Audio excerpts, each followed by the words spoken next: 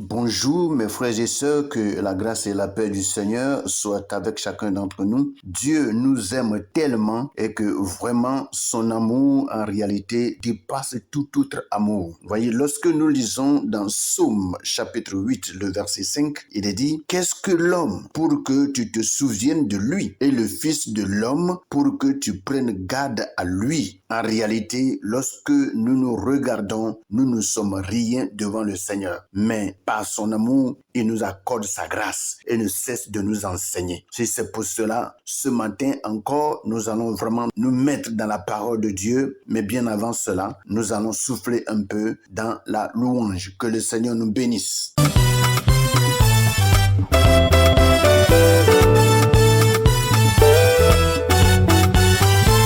Aïe aïe aïe, Jésus est bon, hey. Il est bon. Oh, Jésus est bon, hey. Il est bon. Oh, mon Rédempteur est bon, hey. Il est bon. Jésus est bon, hey. Il est bon. Aïe aïe aïe, il est. Aïe aïe aïe, il est. Oh, aïe aïe aïe, il est bon. Aïe aïe aïe, il est. Aïe aïe aïe, il est. Aïe aïe aïe, il est bon. Aïe aïe aïe, il est bon. Aïe aïe aïe, Jésus est bon. Hey. Il est bon. Oh, Jésus est bon. Hey. Il est bon. Oh, Emmanuel est bon. Hey. Il est bon. Oh, Jésus est bon. Hey. Il est bon. Aïe aïe aïe, il est bon. Aïe aïe aïe, il est bon. Oh, aïe aïe aïe, il est bon. Aïe aïe aïe, il est bon. Aïe aïe aïe, il est bon.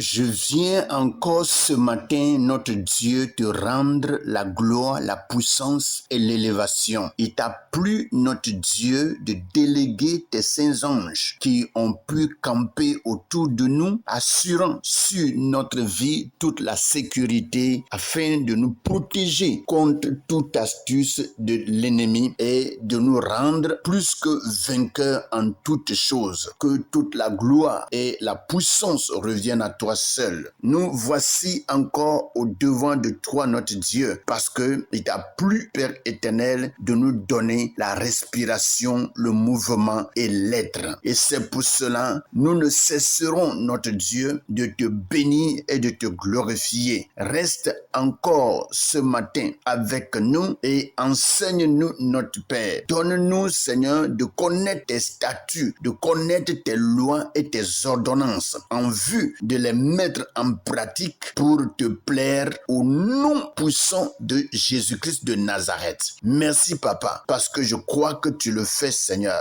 Nous voici devant ta sainte face. Manifeste-toi et agis au nom de Jésus. Amen. Frères et sœurs, soyez bénis, que toute la grâce de Dieu repose sur chacun d'entre nous. Nous voici encore ensemble sur la plateforme Pain de Vie pour recevoir notre méditation journalière. Sans trop tarder, je vais demander à chacun de prendre sa Bible dans le livre de Ecclésiaste chapitre 9 et nous allons en réalité, après que nous ayons écouté la louange qui nous a mis dans un bain spirituel, nous allons prendre vraiment ces paroles pour notre méditation de ce jour. Comme je le dis, nous partons rapidement dans Ecclésiaste chapitre 9 à partir du verset 7 au verset 9. Et je lis dans la version Louis II. Il est écrit: va, mange avec joie ton pain et bois gaiement ton vin, car dès longtemps Dieu prend plaisir à ce que tu fais. Qu'en tout temps tes vêtements soient blancs et que l'huile ne manque point sur ta tête. Jouis de la vie avec la femme que tu aimes pendant tous les jours de ta vie de vanité que Dieu t'a donné sous le soleil pendant les jours de ta vanité, car c'est ta part dans la vie au milieu de ton travail que tu fais sous le soleil. Voici ce que Louis II nous dit. Rapidement, nous allons porter nos regards sur le français courant où nous lisons le même passage. Ecclésiaste chapitre 9 à partir du verset 7 au verset 9. Il est écrit: alors, mange ton pain avec plaisir et bois ton vin d'un cœur joyeux, car Dieu a déjà approuvé tes actions. En toutes circonstances, mets des vêtements de fête et n'oublie jamais de parfumer ton visage. Jouis de la vie avec la femme que tu aimes chaque jour de la fugitive existence que Dieu t'accorde ici-bas. C'est là ce qui te revient dans la vie pour la peine que tu prends ici-bas. Que le Seigneur nous bénisse. Voici, nous allons profiter vraiment de ces deux versions et nous allons entamer notre méditation de ce jour en nous retournant vers la version Louis II. Je lis à partir du verset 7. Va, mange avec joie ton pain et bois gaiement ton vin, car dès longtemps, Dieu prend plaisir à ce que tu fais. Oui, c'est par ce passage que nous débutons notre méditation ce matin, mais bien avant que nous continuions sur ce passage, je lis rapidement ce que nous avons médité hier, fait un petit résumé et continuer sur la parole de ce matin. Hier, nous avons lu Ecclésiaste chapitre 9 à partir du verset 4 au verset 6. Et il est dit: pour tous ceux qui vivent, il y a de l'espérance. Et même un chien vivant vaut mieux qu'un lion mort. Les vivants, en effet, savent qu'ils mourront, mais les morts ne savent rien. Et il n'y a pour eux plus de salaire, puisque leur mémoire est oubliée, et leur amour, et leur haine, et leur envie ont déjà péri, et ils n'auront plus jamais aucune part à tout ce qui se fait sous le soleil. Je disais hier comme ça que Dieu nous donne encore de l'espérance, et tant que quelqu'un vit, nous n'avons pas vraiment à nous décourager, à nous abattre et dire que c'est fini. Il n'y a rien qui soit fini pendant que nous vivons. Nous pouvons dire que c'est fini lorsque nous n'avons plus de respiration en nous, mais tant que la respiration est là et que l'énergie est là, le mouvement est là, on peut bouger, on a la force et on a la santé, nous pouvons espérer faire quelque chose pour la gloire du Seigneur.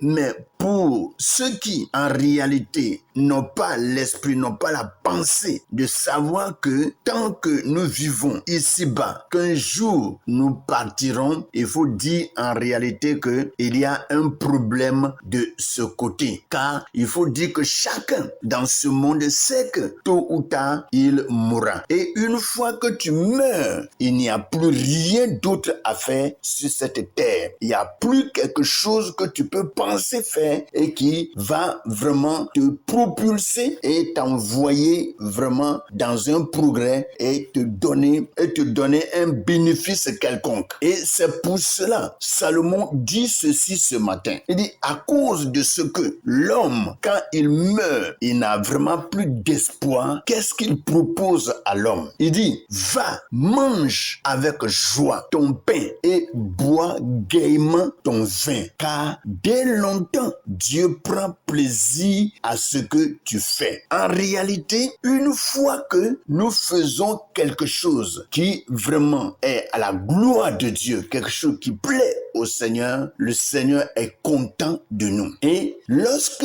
Dieu est content de nous, tu peux en réalité bénéficier de tout le travail que tu fais ici-bas. Il dit, va, mange avec joie ton pain et bois gaiement ton vin, car dès longtemps, Dieu prend plaisir à ce que tu fais. Lorsque nous voyons en réalité tout ce passage que nous lisons, si nous prenons immédiatement le verset 8, il dit, qu'en tout temps tes vêtements soient blancs et que l'huile ne manque point sur ta tête. Jouis de la vie avec la femme que tu aimes pendant tous les jours de ta vie de vanité. Vous voyez, Salomon traite en réalité la vie que nous menons ici-bas de vanité. Mais il dit, comme c'est une vie de vanité, tant que nous pouvons vraiment profiter, profitons-en. Tant que nous pouvons profiter, profitons-en. Donc, si tu peux manger, mange. Si tu peux boire, bois. Si tu peux te réjouir avec ta femme, réjouis-toi. Mais ce qui est ici, la Bible ne parle pas de se réjouir de tes femmes. Il n'a pas dit avec les femmes. Il dit jouis de la vie avec la femme que tu aimes. Dieu ne nous amène pas à beaucoup de femmes. Salomon même sait ça. Et dans son dérapage, il est parti même jusqu'à prendre 300 femmes et 700 concubines. Or, c'est de sa bouche que sort cette parole.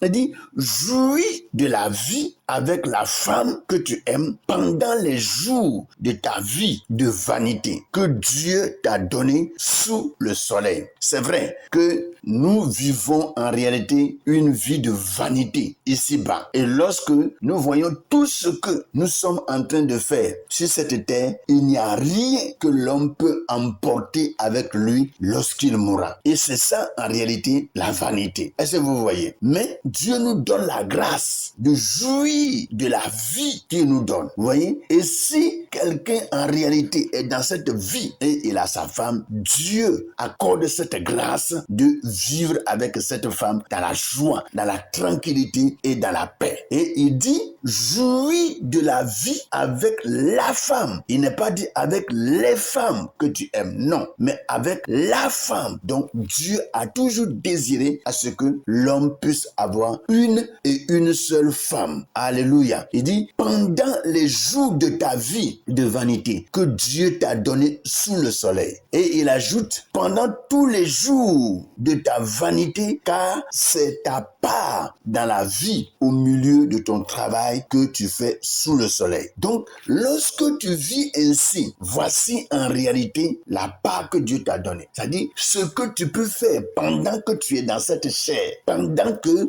tu es un être vivant, marchant sur cette terre, ce que tu peux faire en réalité pour que tu sois dans la joie, voici ce que Salomon nous dit ce matin. Si en réalité tu te réjouis, tu ne fais pas mal. Mais si tu te réjouis dans le péché, c'est ça qui est le mal. On ne peut pas se réjouir en commettant le péché, mais on doit se réjouir en craignant Dieu. Notre réjouissance doit nous amener à craindre Dieu et non à désobéir à Dieu. Alléluia. Je crois que chacun d'entre nous comprend bien. Le français courant nous dit ceci. Alors, mange ton pain avec plaisir et bois ton vin d'un cœur joyeux, car Dieu a déjà approuvé tes actions. Alléluia. Vous voyez, Dieu voyant en réalité ce que nous faisons sur cette terre, une fois que nous parvenons à marcher selon ses conseils, selon ses recommandations, il approuve nos actions. Et approuvant nos actions, il nous recommande en réalité de nous réjouir en toutes circonstances. Il dit, mets des vêtements de fête. et n'oublie jamais de parfumer ton visage. Alléluia. Gloire à Jésus. Avec plus de précision, il faut dire en réalité que dans un monde souvent tourmenté, incertain et rapide, il faut dire ce passage de l'Ecclésiaste nous appelle à une vie simple, une vie joyeuse et centrée sur l'essentiel, pas dans le désordre. Il y a des gens en réalité qui vivent, mais qui vivent dans le désordre. Dieu nous amène à vivre, mais dans l'essentiel. Alléluia. Il est dit, c'est une invitation divine à ne pas vivre dans la peur, dans l'angoisse du lendemain, ni dans la course vaine au succès ou à la reconnaissance. Gloire à Jésus. Donc, ce passage, en réalité, nous enseigne. Dieu dit, va, mange ton pain avec joie. Cela peut paraître banal, mais c'est une révélation puissante que Dieu nous fait. La joie se trouve dans les choses simples, pas dans les choses compliquées. Une fois que toi-même tu compliques ta joie, alors tu te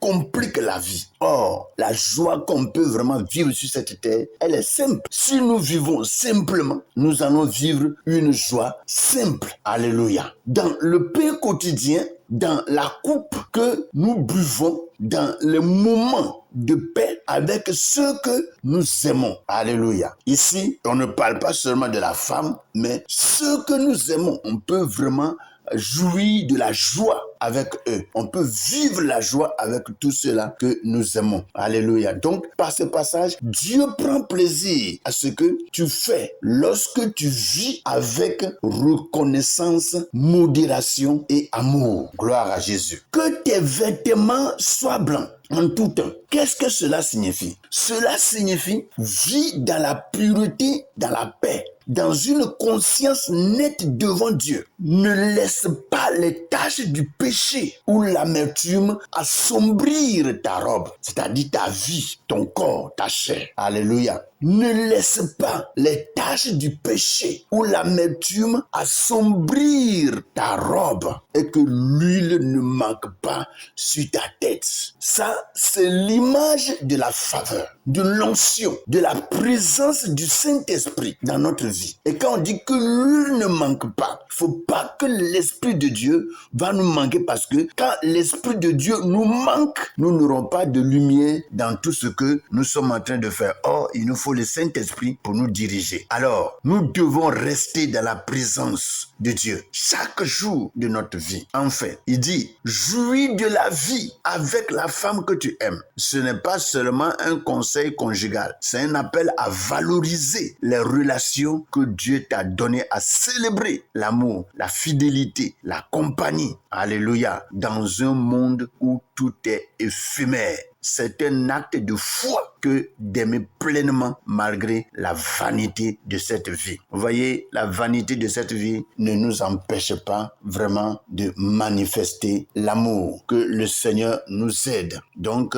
dans l'application de ce passage, il est dit, ne méprise pas les petits bonheurs, sois dans la gratitude. Garde ton cœur pur, ton esprit oint et ta vie alignée avec Dieu. Aime intensement, vis fidèlement et honore Dieu dans ta manière de vivre chaque jour. Que le Seigneur nous bénisse, que sa paix, sa puissance, son autorité soit notre partage en ce matin. Et continuons de plonger nos regards dans ces passages et je crois que Dieu va nous révéler encore beaucoup d'autres choses. Soyez bénis ce matin au nom puissant de Jésus. Amen.